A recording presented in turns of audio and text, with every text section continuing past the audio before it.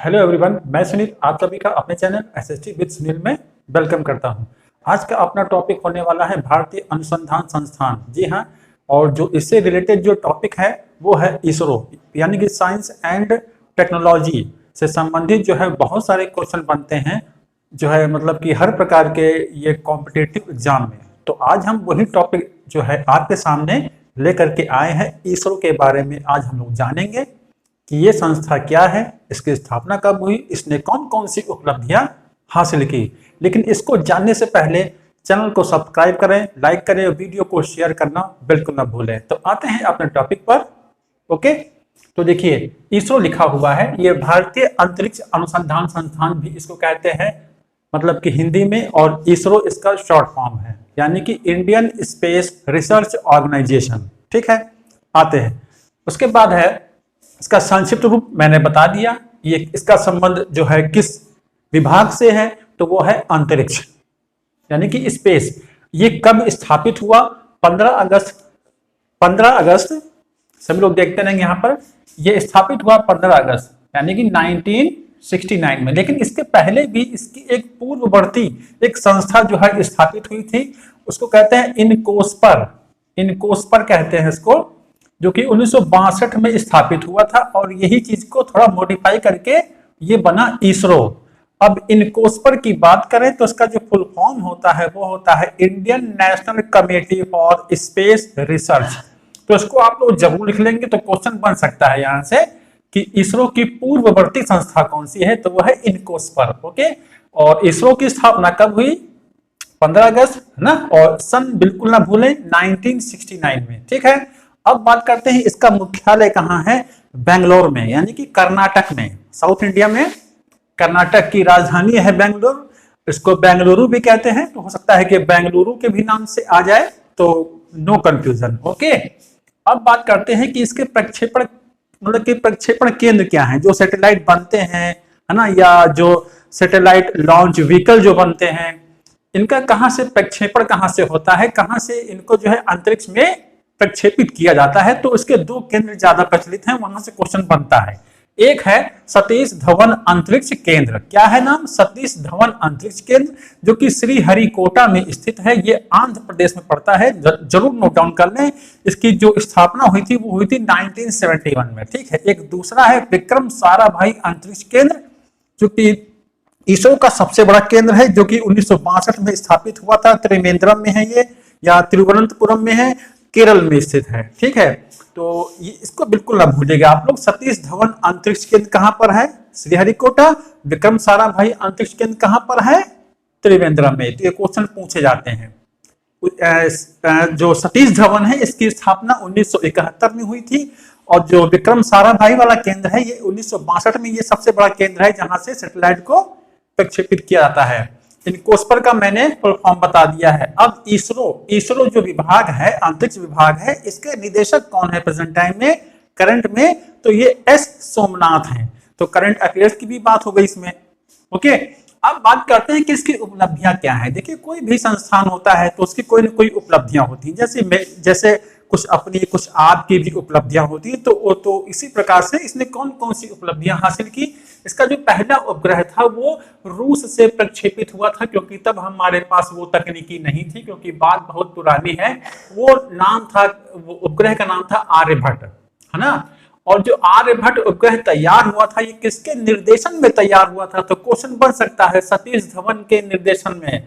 कब प्रक्षेपित हुआ था? 19 अप्रैल 1975 1975 में प्रक्षेपित हुआ था। कहां से? रूस से। हो सकता है कि ऑप्शन में दे दें भारत से, तो आप लोग भारत मत लगाएंगे ऑप्शन, बल्कि रूस पे जाएंगे। ओके, उसके बाद आता है SLV-3 का सफल परीक्षण किया गया। कब? 18 जुलाई 1980 में। यानी कि अब हम लोग आत्मनिर्भर हो गए किसी भी जो है सैटेलाइट को प्रक्षेपित करने के लिए, क्योंकि सैटेलाइट को हम ऐसे तो फेंक तो सकते नहीं, या कैसे उसको हमें अंतरिक्ष में स्थापित करना होता है, तो उसको लेके कौन जाएगा, ये उसकी बात कर रहा है। तो हमने वो वाली तकनीकी डेवलप कर ली, SLV-3 के नाम से ये सफल परीक्षण हुआ था 1980 में।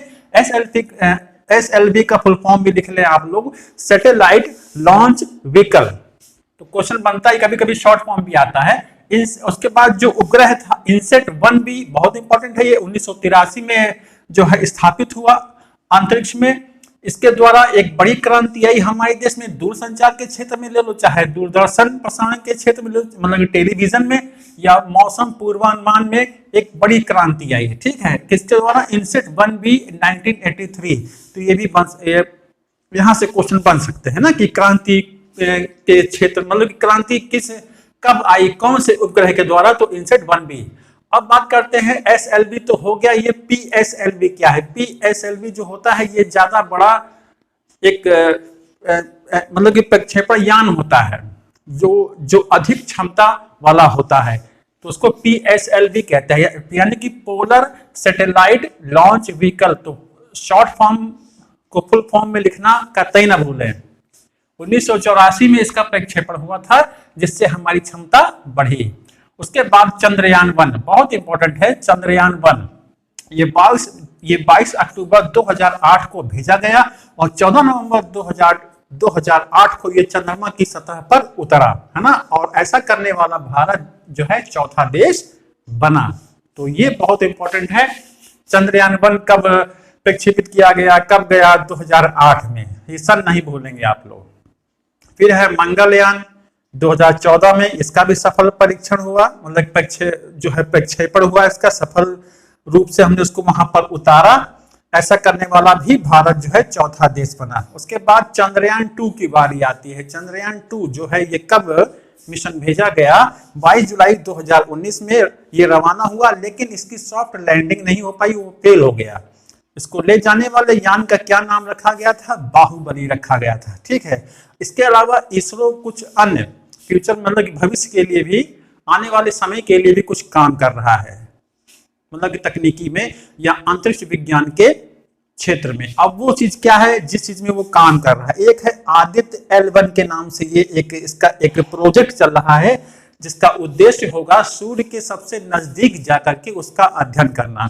तो इसको बिल्कुल नहीं भूलेंगे, आदित्य L1 सूर्य का अध्ययन करने के लिए ये इसका प्रोजेक्ट चल रहा है। दूसरा प्रोजेक्ट है इसका गगनयान, जो कि पहला मानव मिशन होगा, जो कि 1922 जो कि प्रेजेंट टाइम में चल रहा है ना। तो इस प्रकार से भारत ने अंतरिक्ष विज्ञान के क्षेत्र में एक लंबी छलांग लगाई है साइंस एंड टेक्नोलॉजी के क्षेत्र में। तो आप लोग कतई नहीं, मतलब कि ये नहीं, ये मतलब इस चीज को मत लेके आइएगा कि इसमें क्या है, बहुत इंपॉर्टेंट चीज है ना, तो उसको आप लोग लिखेंगे जरूर, है ना।